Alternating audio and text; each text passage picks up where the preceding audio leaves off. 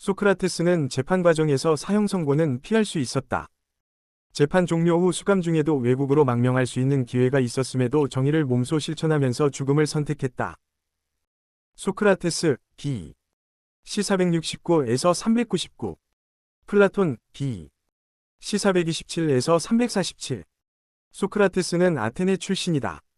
그는 변설에만 능한 소피스트들에 반대하여 날마다 거리의 사람들과 철학적 대화를 나누면서 상대방의 오류와 모순을 드러내고 그 무지를 스스로 깨달도록 노력하였다. 특히 그의 가르침은 청소년들에게 많은 감화를 주었다. 이를 달갑지 않게 여긴 당시의 소피스트들과 보수주의자들에게 무신론자, 청년들을 타락시킨 자로 고발되어 재판에서 사형을 선고받았다.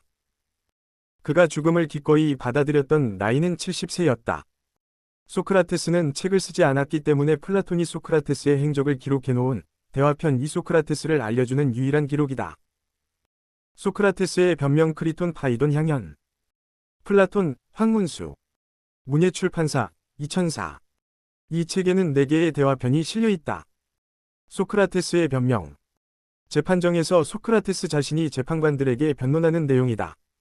그는 아무것도 알지 못하면서 알고 있다고 생각하지만 나는 알지도 못하고 또 안다고 생각하지도 않기 때문입니다. 따라서 알지 못하다는 것을 알고 있다는 점에서 나는 그보다 약간 우월한 것 같았습니다. PC8. 훌륭한 장인까지도 시인과 마찬가지로 잘못에 빠져 있다는 것을 알았습니다. 그들은 훌륭한 기술자이므로 자신들이 모든 종류의 중대한 문제에 대해 알고 있다고 생각했으며 이러한 결점이 그들의 지혜를 가리고 있었습니다. P20. 세상 사람들의 시기와 비방은 이미 많은 선량한 사람들을 죽음으로 몰아넣었고 아마도 더 많은 사람들을 죽게 할 것입니다. 내가 마지막 희생자가 될 염려는 없습니다. P31. 죽음이 최대의 선인지 아닌지를 아는 사람은 한 명도 없습니다. 그런데도 사람들은 두려운 나머지 죽음을 최대의 악이라고 생각하는 것입니다. P33.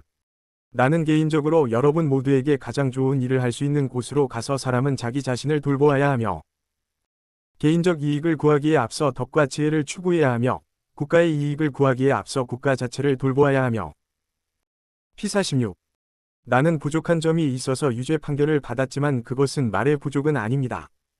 오히려 후안무치하지 못하고 여러분이 듣고 싶어하는 말을 하지 못했기 때문인 것입니다. 나는 여러분의 방식에 따라 말함으로써 생명을 보존하는 것보다는 오히려 나의 방식대로 말하고 죽는 것이 훨씬 훌륭하다고 생각합니다. 나의 친구여, 죽음의 회피가 어려운 것이 아니라 불의를 피하는 것이 어렵습니다. P50, 51. 나는 죽어서 고통으로부터 해방될 좋은 때가 왔다고 확신합니다. 이제 떠나야 할 시간이 되었습니다. 각기 자기의 길을 갑시다.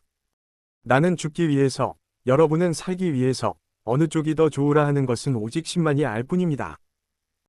P56. 크리톤. 사형 집행 전날 소크라테스와 친구 크리톤이 나누는 대화이다. 크리톤은 소크라테스에게 탈옥을 권하지만 생명이나 자녀, 그 외에 다른 어떤 것보다도 먼저 정의가 중요하다며 친구의 제안을 거절한다. 반성을 통해서 나에게 가장 좋은 것으로 믿어지는 이유가 있을 때만 그 이유에 따라서 행동하는 사람들 중에 한 사람이고 과거에도 항상 그렇게 해왔네. P65. 체조 연습에 열중하고 있던 학생은 만인의 찬양과 비난과 위견을 경청해야 할까?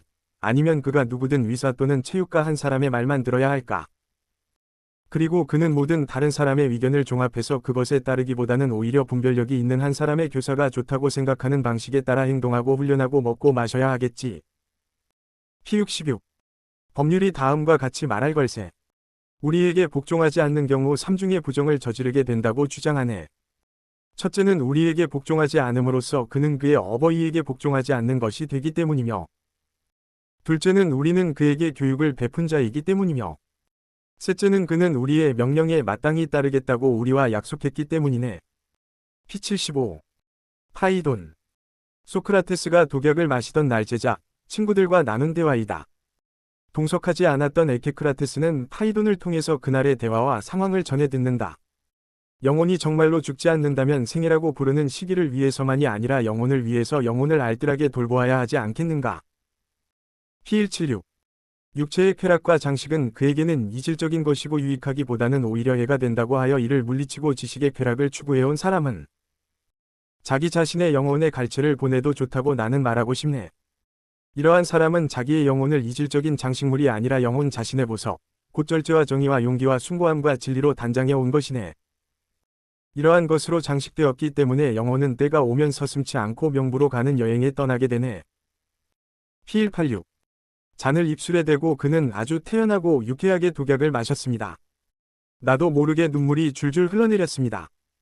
소크라테스를 위해서라기보다는 오히려 이러한 법과 헤어지는 나 자신의 불운을 생각하고 울었던 것입니다. 우리들은 모두 마음이 약해졌습니다. 소크라테스만이 침착하더군요. 그는 이리저리 걸어다니다가 다리에 힘이 없어지기 시작한다고 말하고는 드러누웠습니다. 간수가 가르쳐준 대로 한 것입니다. 크리톤 나는 아스클레피오스에게 닭 한 마리를 빚졌네.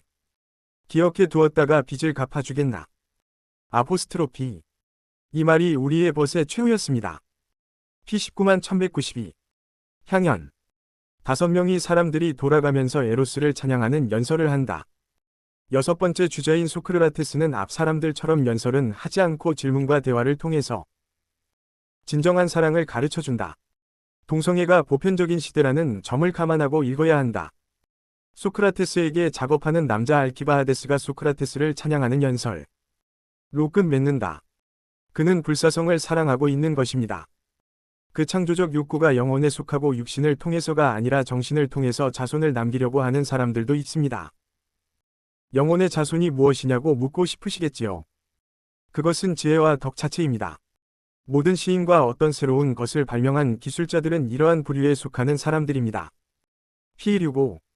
육체적 아름다움으로부터 도덕적 아름다움으로, 그리고 도덕적 아름다움으로부터 지혜의 아름다움으로, 마침내는 여러가지 지혜로부터 절대적 아름다움을 유일한 대상으로 하는 최고의 지혜에 도달하고, 결국은 절대적 아름다움이 무엇인가를 아는 것, 이것이 사랑의 신비에 접근하는 또는 사랑의 신비에 참여하는 올바른 길입니다.